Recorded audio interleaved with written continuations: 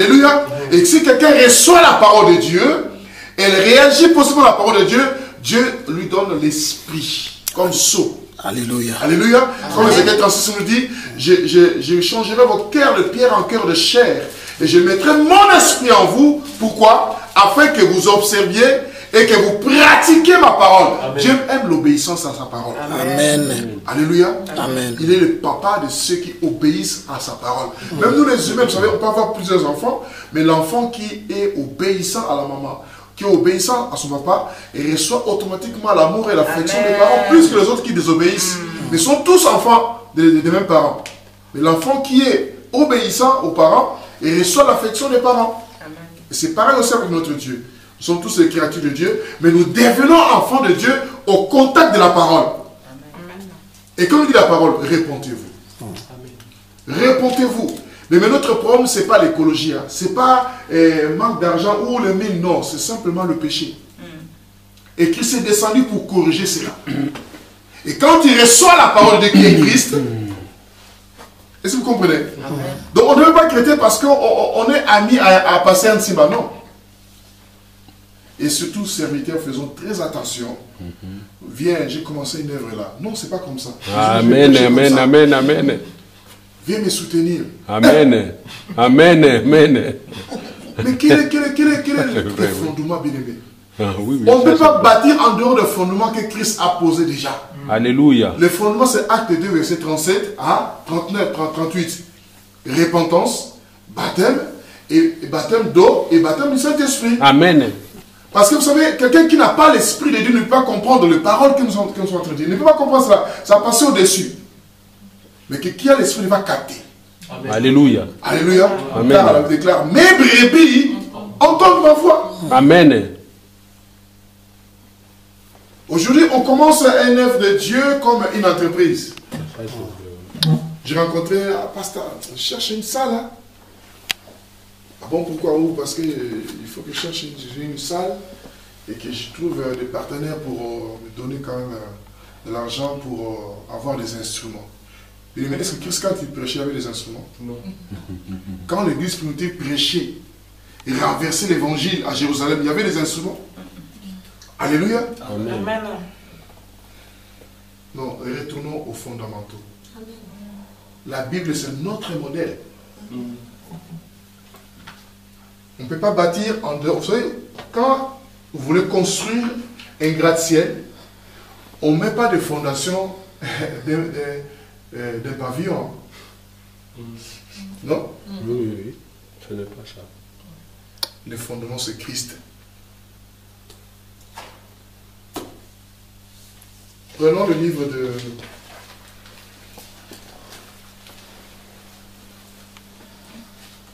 Hébreux 12, versets 1 à 2.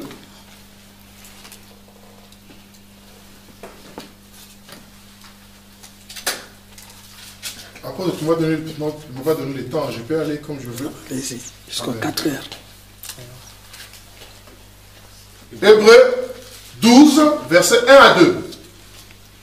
Hébreux 12, verset 1 à 2, je vais lire Jésus. Nous donc aussi, puisque nous sommes environnés d'une si grande nuée de témoins, rejetons tout fardeau et le péché qui nous enveloppe si facilement.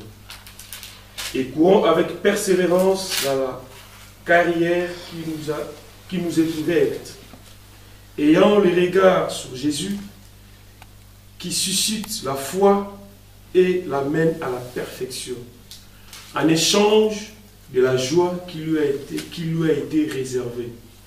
Il a souffert à la croix, méprisé l'ignominie et s'est assis à la droite du trône de Dieu.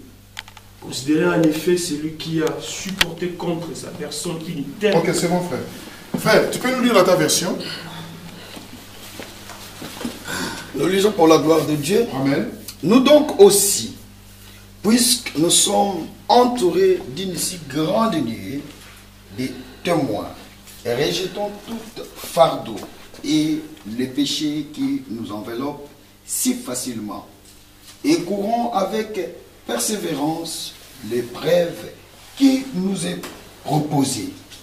Faisons-les en grand et les garder sur Jésus, qui est maître de la foi et la mère de la persévérance. Alléluia.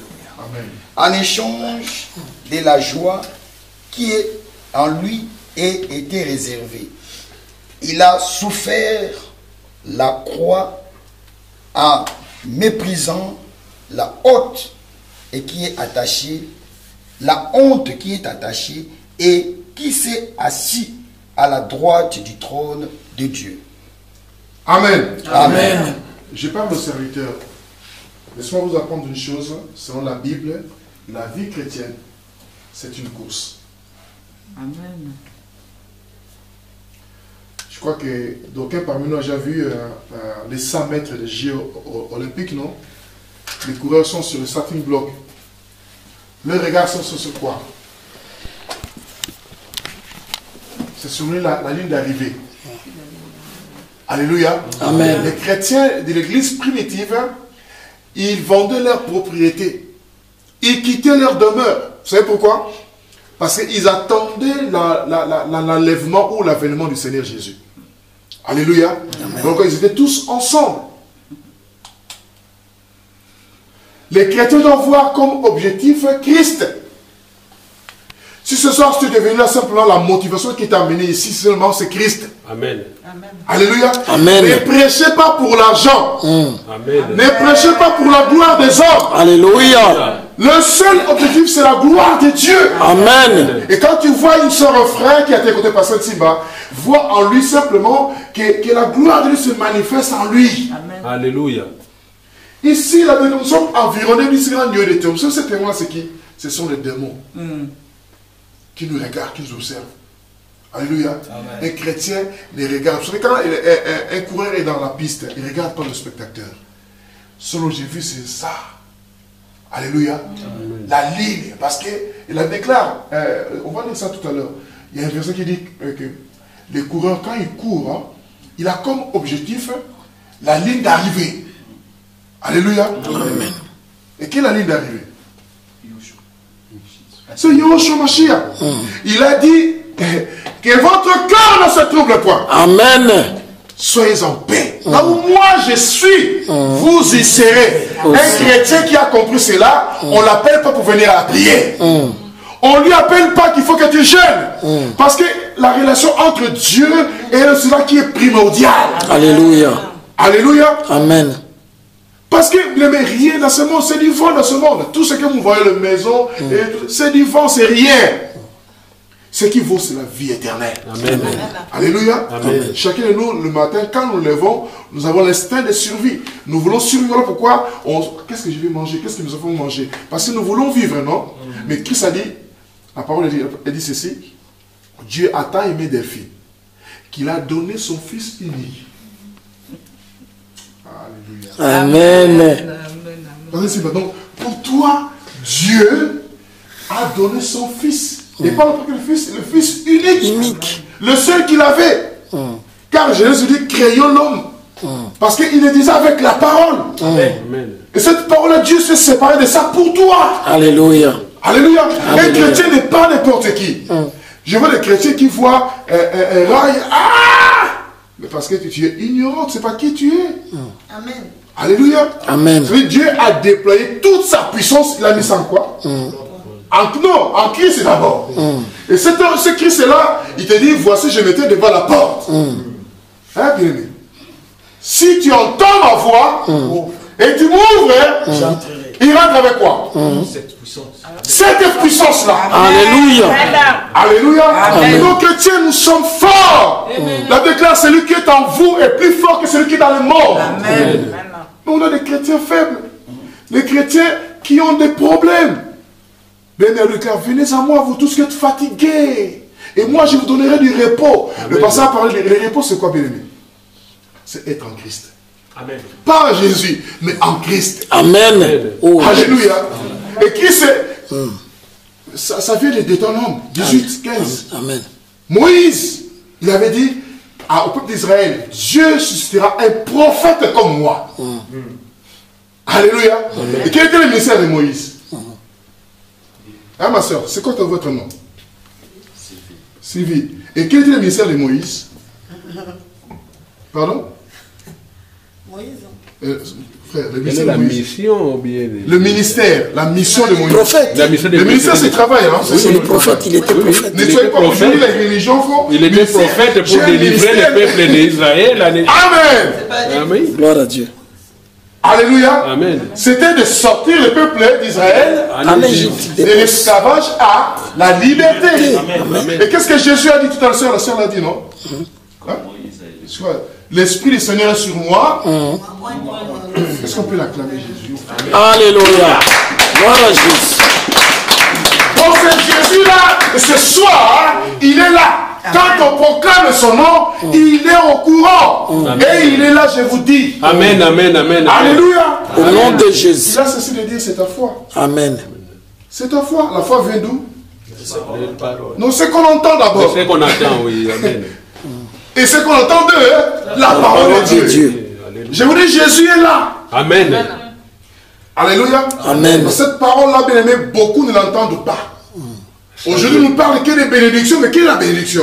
La Bible déclare dans Ephésiens, nous sommes bénis en Christ et Jésus. Jésus, alléluia. Si quelqu'un est en Christ, il est béni. Amen. Nous minimisons la bénédiction. Nous croyons que la bénédiction, c'est matériel. Non. Oh, le frère est béni parce qu'il a une voiture. Oh, pasteur, non. Quand quelqu'un est en Christ, il est béni. Amen. Alléluia. Amen. Béni, c'est Jésus dit du bien de toi. Alléluia. Alléluia. Amen.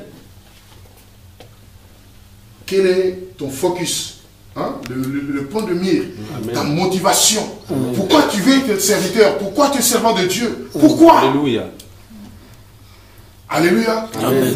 Serviteur de Dieu, c'est celui qui sert. Je disais Eliezer, et quand il a reçu la mission d'Abraham, il s'est présenté dans la maison de Rebecca, il n'a pas raconté sa vie. Amen. Amen. Alléluia. Amen. Il a simplement déployé la mission qu'on lui a assignée. Amen. Alléluia. Amen. Vous savez, aujourd'hui, il y a des pasteurs qui viennent devant toi, ils prennent la place de Jésus. Tu sais, ma soeur, je vais te délivrer. Mon frère, il faut que tu viennes. Mais il y a des pasteurs. J'étais voir un ami, pasteur à Kinshasa, je vois au moins 150 personnes en train d'attendre. Waouh! Ou nous, on attend d'être reçu par le pasteur. Tu ne vois pas qu'il y a quelque chose qui cloche là-dedans? C'est comme si le pasteur qui a la solution à son problème. Mais Actes 4, 12 nous dit quoi? Il n'y a des saluts en aucun autre On nom connaît ton nom. par lesquels nous devions être sauvés. Sauvés. Alléluia. Et ces pasteurs-là, ils sont en train de manipuler les gens. Amen. Je vous dis, ils manipulent parce qu'ils connaissent ces versets. Ils connaissent ces versets-là. Et les chrétiens qui lisent pas la parole de Dieu, ils viennent, oh pasteur, je suis fatigué, je rentre. Ah, quand est-ce que je vais avoir encore l'audience? Oh, dans un mois, hein, parce que je vais voyager, je vais aller. Donc le chrétien, pendant un mois, il reste avec ses fardeaux. J'attends que les pasteurs reviennent. Moi, je ne reçois que le mercredi. Que le mercredi. Donc le vendredi, fait tout ça. Mais non, nous devons avoir la révélation de la parole de Dieu. Et là, notre portée. Dieu a dit à Josué que ce livre de la loi, que ce livre-là que Moïse a prescrit, observez-le, méditez-le jour et nuit, et vous aurez du succès. Le succès, c'est quoi? C'est la solution, c'est le repos. Alléluia. Amen. Mais les chrétiens bardés de fardeaux. Vous savez, on était à Saint-Ouen, je m'amusais souvent à regarder. J'ai regardé, il y avait à côté de nous un ministère qu'on appelle le ministère de délivrance des mamans langues. Permettez-moi de vous dire la vérité, quand vous voyez ces frères et ces sœurs-là, ils sont fatigués par les fardeaux. Fatigués, je vous dis. C'est la vérité, hein.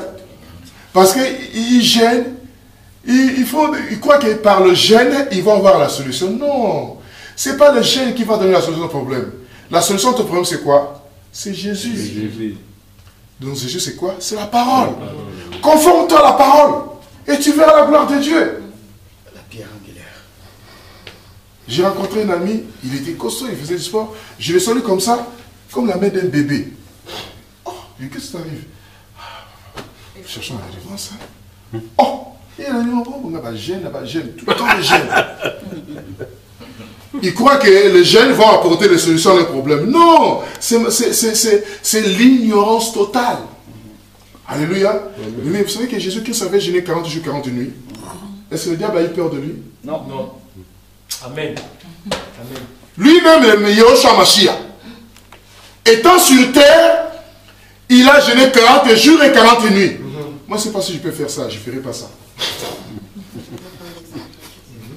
Mais je vais vous dire la vérité. Ici, en Europe, avec les congélateurs remplis. Hein? Il faut, hein, parce que moi je pense qu'il faut. 40 jours, 40 nuits. Même pas 40 jours, mais il faut suivre l'exemple de Jésus, non? C'est Mais oui. notre miroir. S'il l'a fait, on peut les faire. Mais non, non. Là, c'est Dieu qui a fait. Hein. Ma soeur, je ne conseille pas ça. Moi je ne le fais pas, mais il faut gêner quand même. Il faut Mais non, mais si. Mais 40 jours, 40 nuits, non. Non, non. Tu vas mourir. Non, non, moi je n'ai jamais fait, mais on doit gêner, prier. Non, non, non, on va gêner, prier, je suis d'accord avec vous, mais pas 40 jours, 40 nuits. Non. Ça, c'était réservé. Il n'y en a pas beaucoup qui l'ont fait hein, dans la Bible. Il y a Moïse qui l'a fait. Pourquoi? Parce qu'il était nourri par la gloire de Dieu. C'est quand tu fais qu'on te quitte ton corps. J'ai vu une sœur aussi qui est venue me voir. Elle était dans ce ministère-là. Elle m'a montré ses photos. Et quand je l'ai regardée, elle était divisée par 5. J'ai dit, ça c'est toi, lui c'est moi. Oh! Mais qu'est-ce que je peux pas? Je cherche ma délivrance. Elle est fatiguée. C'est les ossements qui marchent. Les ossements. Lui, ce n'était pas desséché. Les ossements un peu humés qui marchaient. J'ai dit, c'était une dame comme ça, mais elle était de mince. J'ai dit, waouh!